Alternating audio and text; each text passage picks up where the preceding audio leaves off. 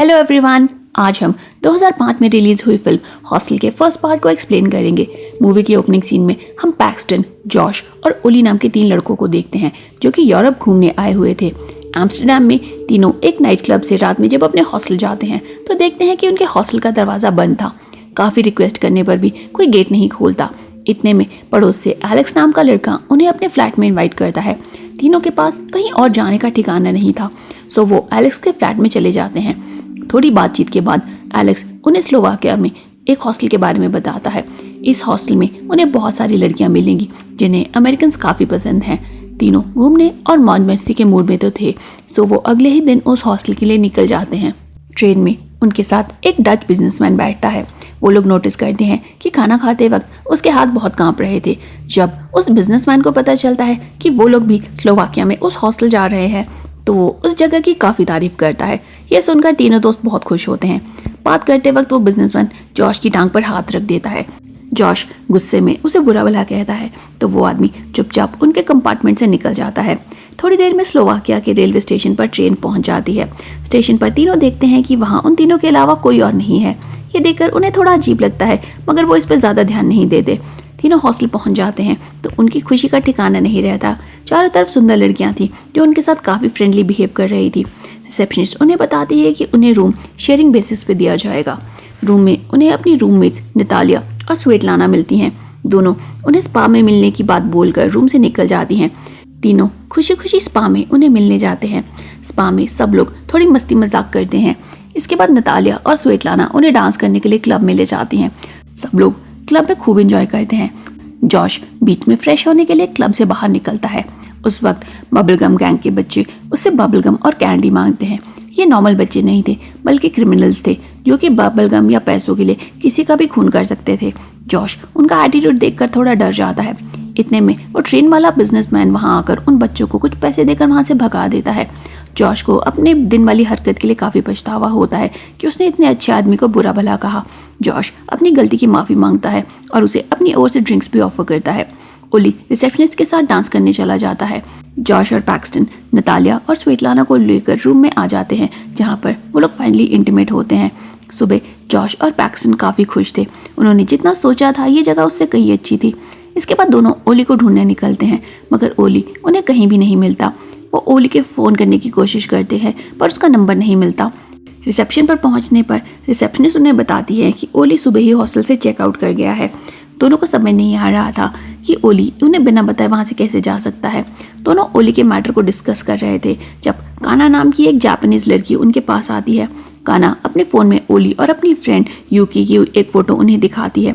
काना बताती है कि यूकी भी मिसिंग है और उसने आज सुबह काना को ये पिक्चर भेजी थी।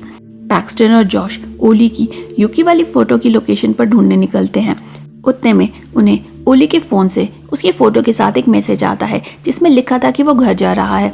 दोनों को लगता है कि शायद ओली सच में घर वापस चला गया होगा। फिर हम ओली को देखते हैं जिसका सिर किसी ने धड़ से अलग कर दिया था। साथ ही यूकी को भी टॉर्चर किया जा रहा था।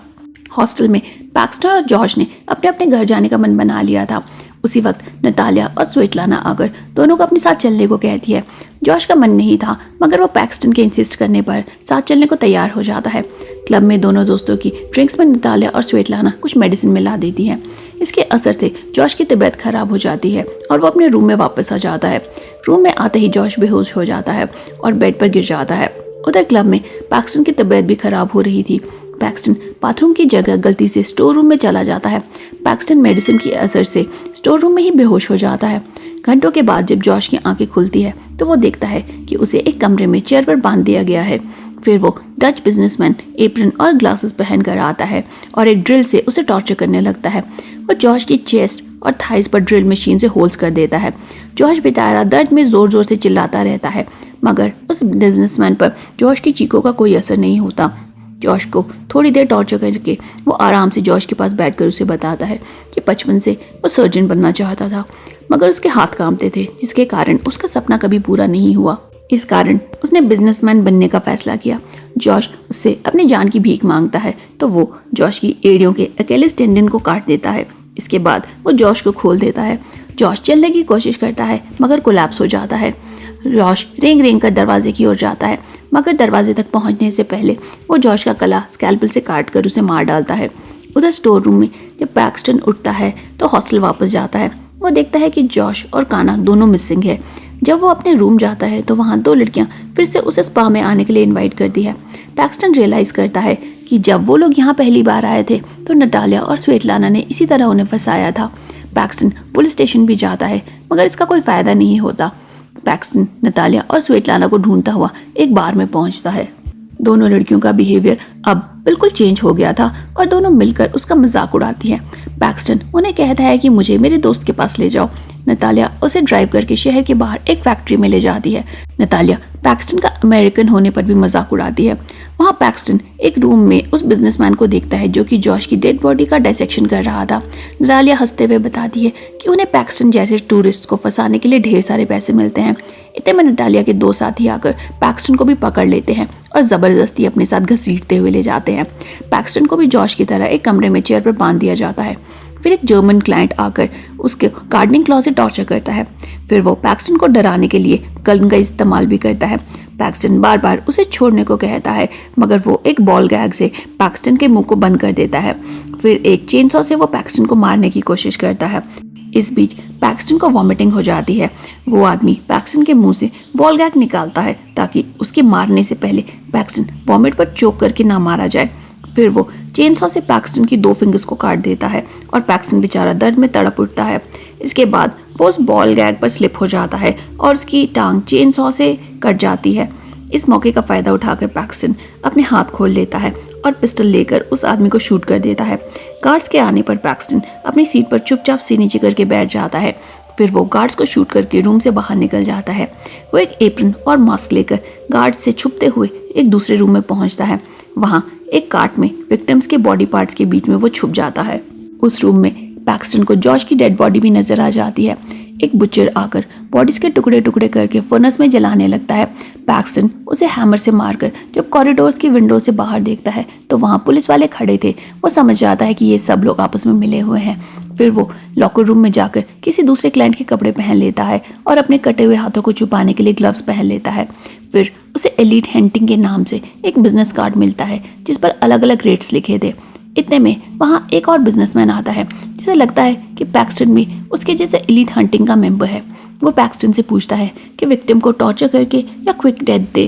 पैक्सटन एडवाइस करता है कि क्विक डेथ बेटर रहेगी, मगर वो टॉर्चर का मन बनाकर गन को वहीं पर ही छोड़कर चला जाता है। पैक्सटन गन लेकर छुपते छुपाते कार तक पहुंच जाता है जब उसे किसी औरत की चिल्लाने की आवाज़ें सुनाई देती है। पैक्सटन उसे बचाने अंदर जाता है तो वो बिजनेसमैन काना के फेस को ब्लो टॉर्च से जला रहा था। पैक्सटन उस आदमी को उसी की पिस्टल से मार डालता है। फिर वो देखता है कि काना की राइट आई सॉकेट से बाहर हैंग कर रही है तो वो सिजर लेकर उसे काट देता है। फिर दोनों गार्ड से बचते हुए एक कार में वहां से भाग निकलते हैं। रेलवे स्टेशन जाते वक्त पैक्सटन को रास्ते में एलेक्स, नटालिया और स्वेटलाना बात करते हुए दिखाई देते हैं। पैक्सटन गुस्से में गाड़ी उन पर चढ़ा देता है जिससे एलेक्स और स्वेटलाना मौके पर ही मारे जाते हैं। नटालिया को एक दूसरी कार हिट कर देती है और वो भी मारी जाती है। आगे चलकर बबलगम गैंग के क्रिमिनल बच्चे उन्हें घेर लेते हैं। पैक्सटन कार में रखी हुई कैंडीज का पूरा पैकेट उन्हें रिश्वत के तौर पर दे देता है। इस कारण वो लोग पैक्सटन का पीछा करने वाले गुंडों को बुरी तरह से मार डालते हैं। रेलवे स्टेशन पर पैक्सटन और काना गार्ड से छुपते छुपाते आगे बढ़ रहे थे। इतने में काना अपने डिसफिगर्ड फेस की रिफ्लेक्शन को एक ग्लास में देखती है। काना ऐसे चेहरे के साथ जीना नहीं चाहती थी, तो वो ट्रेन के सामने कूद जाती है और सुसाइड कर लेती है। इससे गार्ड्स डिस्ट्रैक्ट हो जाते हैं और पैक्सटन ट्रेन पर चढ़ जाता है। थोड़ी देर में पैक्सटन को उस डच बिजनेसमैन की आवाज़ सुनाई देती है जिसने जॉर्ज को टॉर्चर करके मारा था। जब ट्रेन वियना पहुंचती है तो पैक्सटन उस बिजनेसमैन का पीछा करता है। वॉशरूम में पैक्सटन एलीट हंटिंग का कार्ड उसके स्टॉल के फ्लोर पर गिरा देता है। जब वो कार्ड उठाने के लिए झुकता है तो पैक्सटन उसके हाथ की 2 उंगलियां स्कैल्पल से काट देता है। फिर वो बिजनेसमैन के स्टॉल में घुसकर स्कैल्पल से उसका गला स्लिट करके उसे मार डालता है। इसके बाद वो दूसरी ट्रेन लेकर वियना से बाहर निकल जाता है। मूवी की एक ऑल्टरनेट एंडिंग भी है जहां पर वियना में उस बिजनेसमैन की बेटी उसे स्टेशन पर मिलती है। पैक्सटन दोनों का पीछा करता है और देखता है कि दोनों अलग अलग वॉशरूम में जा रहे हैं। जब वो बिजनेसमैन बाहर निकलता है तो उसे अपनी बेटी कहीं नहीं मिलती। वो पूरे रेलवे स्टेशन पर ढूंढता है पर उसकी बेटी कहीं भी नहीं थी। पैक्सटन उसे किडनैप करके ट्रेन में अपने साथ ले जाता है और वो बिजनेसमैन कुछ भी नहीं कर पाता। यहाँ पर मूवी एंड हो जाती है। आपको कौन सी एंडिंग ज़्यादा अच्छी लगी कमेंट करके हमें ज़रूर बताएं। वीडियो पसंद आई हो तो लाइक करें, चैनल पे नए हैं तो सब्सक्राइब करें। आज के लिए इतना ही, मिलते हैं अगली वीडियो में। तब तक stay safe and stay healthy. Good bye.